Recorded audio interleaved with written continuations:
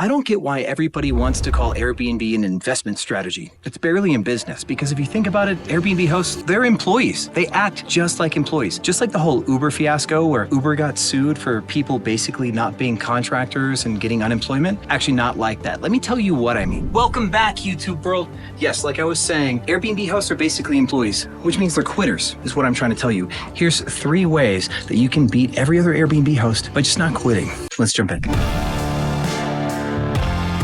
This video will make you a better Airbnb host, I guarantee it. And let me give you some context. I'm 38 years old. I've been a host for 9 years, but I've been a business owner for 16. That's how long I've had employees. And I can tell you there are 3 key differences between employees and business owners, the way that they do business, the way they operate, and how sticky they are in their industries. So let's begin. I'm in Bryce Canyon, Utah with my trusty bus. Let's go see some sites and talk shop on what it takes to be a business owner and all the benefits that come with, as opposed to running your Airbnb business like an employee of Airbnb.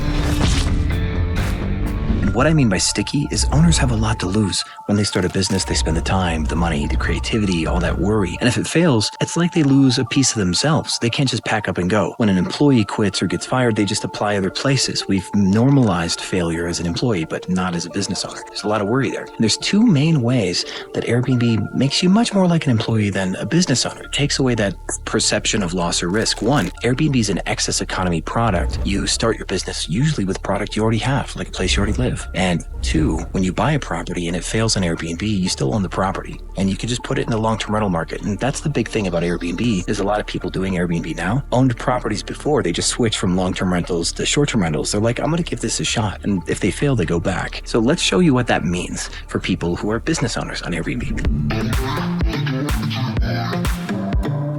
So what does this mean for you? I found 3 ways that hosts, much like employees, just kind of clock out. They give up, let it ride. And this is because Airbnb has so much control over this business that at one point you start to disengage. You apparently didn't put one of the new cover sheets on your TPS reports? Oh, yeah. Just like an employee, because you think Airbnb has all the say, you start to feel like it's not your own business. All of the ways that these Airbnb employees just kind of clock out and give up have something in common. It has to do with taking losses or things not being as good as they used to be. And I'll be honest, I started hosting 9 years ago. This was easy back then. I'll do another video on all the ways it was super easy and kind of how I've had to adjust to stay profitable now. But this video will suffice, I hope, for now. And the first way that people experience a hardship is a change in customer quality. This is the easiest one to understand because Airbnb was this fast-growing, adoption-based app back in the day. And people who joined Airbnb in 2014 were these people who were excited to try something new. They were very forgiving to hosts. You could do a poor job and people would still understand that you were trying because they did not want to stay in a hotel and they were so counterculture that they wanted to support you even if you sucked at this. But now Airbnb's gotten so big, they've gone public, and all of the guests that they've acquired within the last 5 or 6 years are directly from the hotel industry, and those guests want a hotel-like stay for less the price. And now it's no longer serving excited people a new product, it's serving everybody and dealing with hospitality in all the ugly ways that hotels have done for 100 years. So now these investors are realizing they have to be a hospitality business owner and they don't like it. So now we have to ask, how are these owners different than employees when they look at their customers over time? Because I believe in any industry this is possible, that customers can get worse as the economy gets worse or as market forces change. Something can lead to a point where any business has to look at their customers as not nearly as ideal as when they started. Yes, scene change. I'm on the way to the Grand Canyon, no longer in Bryce Canyon, found these beautiful white birch trees where they meet these pine trees and the leaves fall on them, making it look like Christmas decorations. Really cool. Owners, when they start a business, they have to believe that what they're doing matters, which means they have to identify a people that they care about, that they want to give a valuable product or service to. They have to psych themselves into the industry. An employee just buys into whatever the corporate culture is when they become employed. They get indoctrinated depending on how well a company can train you. This is a big thing for companies. If you do a bad job of training your employees to believe that your business matters, then you're going to have a hard time keeping them. They disengage. Super pretty. So an owner loves their customers. They even see that their love for their customers could be a market advantage against other businesses who don't care about their customers as much. We see it online in reviews when companies are just after money. Fire Festival, for example, it's just a cash grab to try to take advantage of people. And so an owner will hold on to this pink rose-colored view of their customers as long as possible. And the best owners see down markets where customers get angry or where customers get cheap or combative or anything. They see that as an opportunity ability to provide good value in spite and outperform their competition, and their competition will give up because they don't want to serve a trashy customer. Great employees find a way to forgive customers for their behavior so they can still take advantage of the service that they're providing and get paid for it. Where employees, they'll complain about customers, they'll smart off to customers, they'll tell customers no, they'll go off on customers when they're having a bad day. They don't protect their customer, where owners do. So if you're an Airbnb host or a business owner, ask yourself, when was the last time you had a really bad customer and how'd you handle it? Did you handle it with a sense of entitlement, like they owe you something because you own a property and they don't, like you're some great landlord and they're a peon? Or did you look at it like an opportunity for you to do your best work? Because that's what I try to get my employees to do, to believe that we make all of our money on our worst customers. Our easy customers are just free money, and we don't even need to worry about those. Take all the profit we ever make and put all of those resources into our worst customers, and we'll be the best business we can be. Steal that.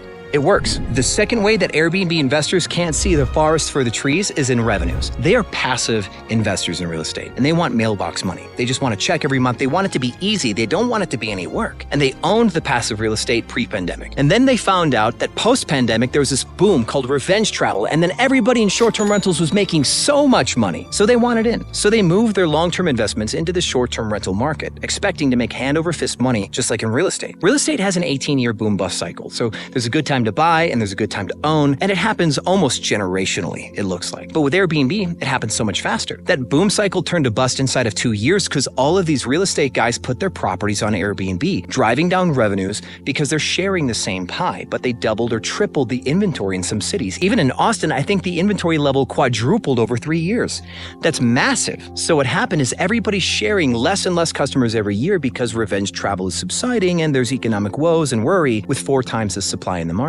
Now, properties that were making $16,000 to $24,000 net profit per month are only making $7,000, and they're angry. They're making less money than they used to. So now let me ask you, have you ever seen an employee get told, hey, you're going to make 50% less next year? And have you seen them stick around? No, they go look for greener pastures. No one likes taking a step back. Everyone believes that as they gain more experience, that they should be more valued, meaning they should make more money every year. And this happened to my friends. Even they quit doing Airbnb in their property in Oak Cliff. And my coach, Monish, in California, he's based out of Modesto and Chico area, he saw that in the spring, after slow season, 15% of his local inventory left the Airbnb space in 2 months after slow season. You guys may remember that I did a video saying that when people will quit will likely be during and or after slow season, because no one's going to quit while the money's good or good enough. But if there was a slow season that was worse or longer than normal, people would be afraid that the getting just won't be as good anymore because everybody is always afraid that their investment peaked. Anybody who's ever been burned in crypto or any other investment who's seen something peak and then they got in on the back end and lost their money, they're afraid that that's going to happen again. So employees don't stick around for the ride to see a company take a step back and then move forward again. Investors don't stick around for the ride either because people feel their losses twice as much as they feel their gain. But an owner whose whole identity is attached to their business is going to ride it out and find reasons to be persistent if they really understand the industry. So owners are more sticky because they need to be, but also they know more about the industry than employees or like part-time investors do because they had to make it their whole life. That's why I'm still in the game. After the Airbnb bust, we made some changes. We even picked up properties as other people were quitting. And my coaching team in Cracking Superhost, there's 7 of us now, by the way, a few of them are using the same playbook. Let me see if I can find these images for you. In another group, someone was complaining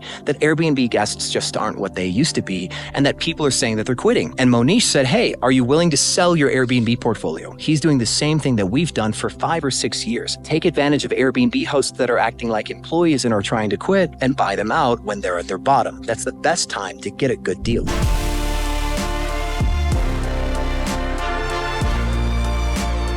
You know, I've actually never thought I was going to go see the Grand Canyon anytime soon. This was totally not planned, and I'm actually excited.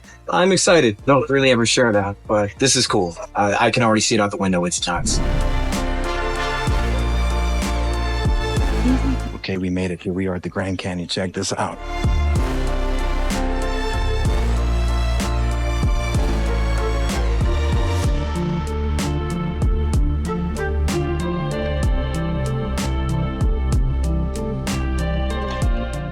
Well, my friends, here's a small plot twist. We're not taking this one. Check this place out. So the third way that Airbnb employees versus business owners fail to meet the constant standard of hospitality with their business is upkeep and maintenance. And this falls right back on the whole passive side of LTR. I'll explain. Airbnb being an easy opportunity for people who already own properties and who do a terrible job as a long-term rental owner would be more likely to go where the grass is greener because they're more likely to shift because they weren't enjoying their experience as an LTR owner. Good landlords probably don't want to change a good thing. Bad landlords would. And so you take a property owner that doesn't do maintenance. Absentee landlord. You put them in short-term rentals where the requirement of upkeep is 10x. Not only do you have to repair appliances and fix the AC units, but now you have to replace furniture, paint walls, restock inventory. These guys are floundering at basic upkeep of a short-term rental. And thus, when an Airbnb listing is brand new, it makes great money because everything's fresh and clean and perfect. But as a listing gets scuffed walls and the failure to paint, the failure to repair furniture, and the failure to restock cups and towels, as this negligence permeates, the reviews go down to 4.5, 4.2, 4.1. People stop showing up,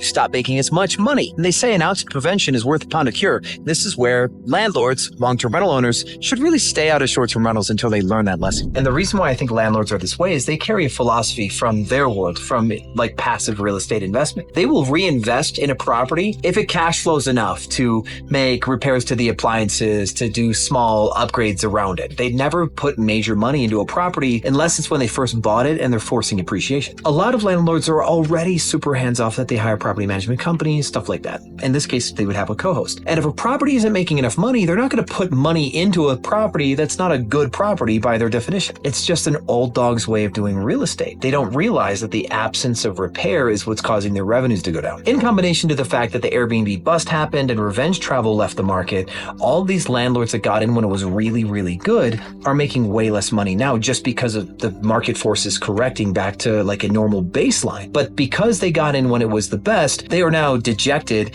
and withdrawn because it's not as good as it used to be. Imagine coming in at the peak and then being so sad that you're making regular money. And they disengage much like an employee does when they're not happy with their job. And if you're wondering what that box is behind me, that's a voltage booster. Let me explain. I have a solar system on the bus that I put. This is a conversion I'm working on. As you can tell, it's like super, it looks like a garage in here. But my solar system is 48 volts. I heard that that's the best way to do your battery power system for it. I don't know why. Maybe it's because you have less amps running through stuff, which means you need less heavy duty wire, I think is probably one of the reasons. But one of the main drawbacks is it's really hard to charge a 48 volt system outside of the solar itself. And I was in Portland, Oregon, Northwest, California, everywhere. And it was so cloudy all the time that my solar panels couldn't get a good charge. So we had to run the generator on this bus, a lot more than normal, which could burn $70 to $100 a day in diesel fuel to run the kitchen, the showers, the computers, the camera gear, all of it. I bought this. It goes from 12 volts to 48 volts because my bus, even though the alternator pushes like 200 amps or more, it's still 12 volts. Can't charge the battery system. So now this pushes the 12 volts from the alternator to this, which makes it 48 volts, and I run into my battery pack. So if my battery pack for my solar system is less than half full, this will bring it up to halfway super fast. But the thing about 48 volts, let me just say this. If it's out of charge, it's like down at 41.5, 42 volts. That's when it's fully depleted. If it's fully charged, it's at like 54 volts or more. So this only brings it right up to 48 volts. That's only halfway. So I'm talking to some engineers right now trying to manufacture these custom to go from 12 volts to 54 volts. So that way my alternator could charge the battery system up to full capacity, because if I drive from Texas to Los Angeles, that's a long time. And why not let my alternator do the work? I think it's more efficient than the generator, I think. So stay tuned. I might actually be selling some of these at a van life specified custom kind of thing because I found out that I need it. Maybe the rest of the world needs it too. But with that said, my friends, I am on the way to the Valley of Fire because the trails there are closed until October 1st. It's now October 2nd. Gonna cap there a few days, then head down to Phoenix and fly to Acapulco, Mexico. Yes, the nomad life is keeping up. My teams are running everything. This is what can happen when you put good time into building a good business and hire good people. It can sustain while you travel for 2 or 3 months. So in summary, owners, they care a lot. And they will put their life on the line, their identity on the line. They'll go through down seasons in a more determined way than employees will. Employees are always looking for greener pastures. They're always looking for a good deal. And if you're a business owner or an investor that's only willing to take trade-offs where you immediately get a good deal, you're not going to survive in almost any industry because all industries are cyclical. An industry will get good and then competition will come in, and the over-competition will drive out all the weaker players, which will then create another cycle of customers coming back because there's only good players in the game, which then invites more competition. And there's this wax and wane, washing fishing out of the worst providers in any service. Because when there's not enough suppliers, everybody makes more money. When there's not enough customers for all the supply, everyone makes less. And when there's not enough money, the people who stick it out are either one, the best, or two, people have a long-term vision in that industry. So employees don't have long-term vision. That's why they're not the owner of a company. And this is not meant to be offensive against employees, but the employee mindset is what keeps people from building businesses. If I was not betrayed by the company I worked for when I was in sales and then went homeless, I never would have started my first business because I was way too loyal. I was naive. So if you're going to start your first Airbnb business and this is holding you back, trust me, I understand where you're coming from, and send me a DM. If you want to talk about what it takes to leave a career and be an entrepreneur, I'll happily give you my 2 cents, maybe even 10 cents. Thanks for watching this video all the way through to the end, my friends. And as always, I'll see you on the other side.